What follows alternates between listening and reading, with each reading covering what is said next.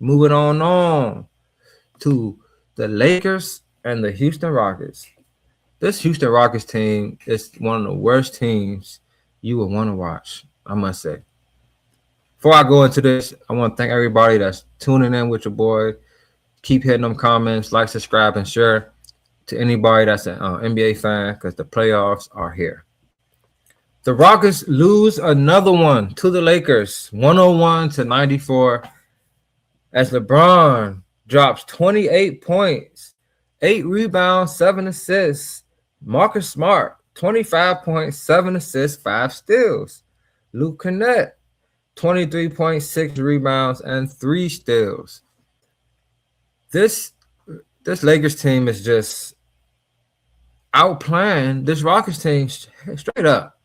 It's just straight up. You know, it's funny because we made a lot of jokes about the Lakers team, about how old they are. You know, they said they don't got no youth out there. They need some more, get a little younger. The two young guys, they got hurt. And this Rockets team is full of youth. And they had to go get a guy like KD, a veteran. But it seems like these young guys can't keep up with the old heads. Marcus Smart is out here looking like he back on the Celtics, going in for a run for a championship right now. 5 steals, 25 points, 5 steals, 7 assists. Marcus Smart, how many threes he hit? I think he hit like 5 threes on him too. Here we go, right here. Yes, 5 from 7 from 3. Ime Udoka is on a hot seat right now, I must say. I don't think he's getting fired or nothing, but he's getting exposed at a high level.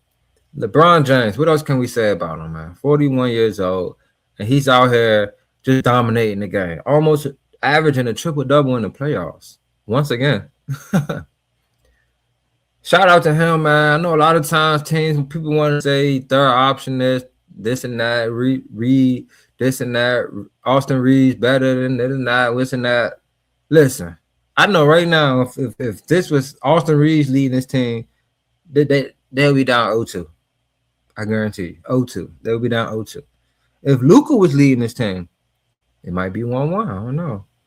Bron is different. Bron brings the best out of his teammates, man. And it's just been like that all his career. That's why I say it's going to be hard for another player to do what Bron used to do, carry a team by himself, because a lot of guys that dominate the ball now, they shoot a lot of threes. And that's one thing Bron don't do. He don't put your team in bad positions by shooting a lot of threes. He's going to attack the basket.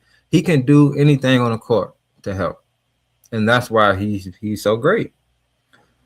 But let's talk. This game is more about the Rockets because what is going on? They still don't understand their offense. They don't have an offense. KD, 23 points, 7 from 12 from the field. KD. Sengun shot more shots. Jabari Smith shot more shots. Tari Eason shot more shots than KD. Thompson only shot 2 less shots than KD. KD also had 6 rebounds, 4 assists, and 9 turnovers. The 9 turnovers came because Ime Udoka. This is so funny to me. Do you guys remember when the Celtics played against the Brooklyn Nets when they had Kyrie and KD over there? I think James Harden was hurt. And KD, that was probably the worst series KD ever played in his career. He was getting plugged. He couldn't get the ball down the court. He couldn't really get no buckets. It's because they had him doing too much. KD can dribble. KD can bring the ball up, but he's not a primary ball handler. He's not a guy that if you got an excellent ball handler on him, that's going to make him work. He just going all day. He can handle that. He's not CP3. And that's not what he do. He's not there for that. He's there to put the ball in the basket and help the offense flow. And it's funny because Udoka, you coached against KD and you did the exact same thing. You made him the primary ball handler. And what happened? It did not work out for him. So now you as his head coach, you're going to try it again, even later in his career? Come on, man. Make it make sense. Your other guy that can really create on offense off the wing, Reed Shepherd, he only had 3 shots at the basket. Ime Udoka, you're getting exposed more and more, bro, because you don't have an offense. You cannot facilitate an offense for your team. There's no way that this Lakers team should just be dominating this team like this defensively. Marcus Smart, once again, is looking like he's going for Defensive Player of the Year again on y'all. So y'all got to clean this up, man, because you got good players. You got good personnel. You just have to implement an offense that's going to bring the best out of them. And to be quite honest, I think it's over for you guys because we're sitting here in the third game of a playoff series and you still don't have an offense. This is going to forever be the conversation until Van Vliet come back or y'all get a point guard. Y'all don't have a point guard to help initiate your offense. So that's why you guys are going to just keep on. Y'all just going to keep falling, man. You're not going to beat a well-coached team that way. And even if you want to say JJ not a good coach, I think he's a solid coach. But he has to do a little bit more to be considered a good coach. But they also have LeBron James, one of the highest IQs to ever play basketball. Marcus Smart has a high IQ. Luke Kennard has a high IQ. These are good basketball players, and they are exposing this Rockets team. So they better figure something out. KD got interviewed. He was saying he should shoot. He got to shoot more shots.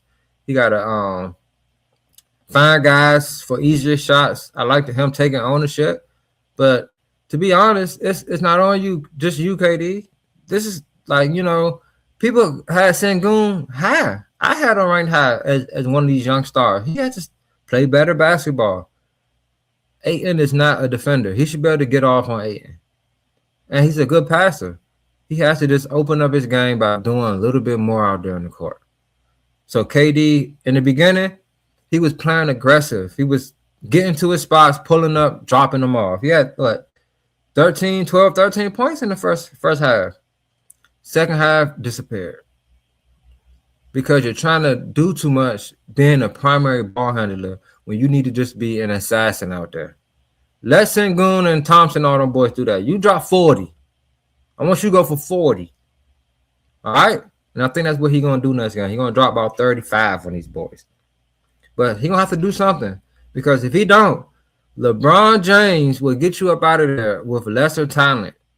And what is that going to say about your legacy against LeBron? Because last time y'all faced in the playoffs, you had that monster team. And he still put numbers up, but you did get at him too. But it's easy to do that when Steph and Clay out there. Let's see how you do when you got Thompson and Sengun out there with you. Young bucks that don't really know what to do. You got to really lead. And I think you're good enough to do it, bro. I think the Rockets team isn't bad. It's just all about how they run their offense and how the structure is. And that's on coaching. So players got to step up. Coaching got to step up. If not, Lakers in 5. All right, next game. The Pistons versus the Magic. Woo, that was a rough and tough game last night, man. Shout out.